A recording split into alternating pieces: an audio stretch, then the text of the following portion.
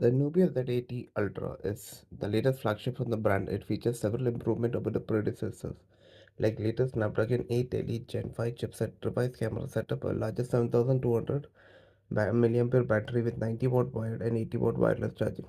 The phone was introduced in China yesterday, and Nubia confirmed it will have a global launch on the 6th. It brings 6.85-inch BOE X10 AMOLED panel with 1.5K resolution, 144 Hz refresh rate. Nubia is implementing an UDC camera which is 16 megapixel, frees up the panel from any obstruction. It brings back the 35 equivalent main camera which is a custom 1 by 1.3-inch OmniVision 990 sensor. It's featured by a 64 megapixel periscope, half-inch 3x optical zoom sensor. The third sensor is the 18 equivalent ultra-wide module with 1 by 1.55-inch sensor. The new AI photography filters recommend color profiles on the fly, but you can tweak it manually.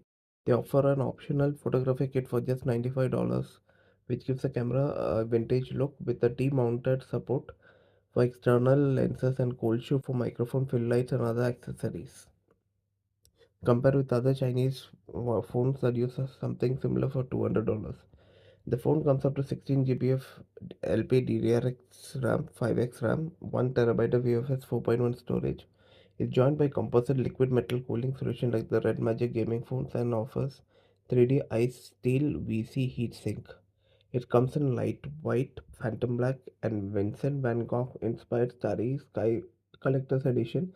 Prices start from $701 from 12 GB version going up to $842 for the Starry Sky Collector's Edition.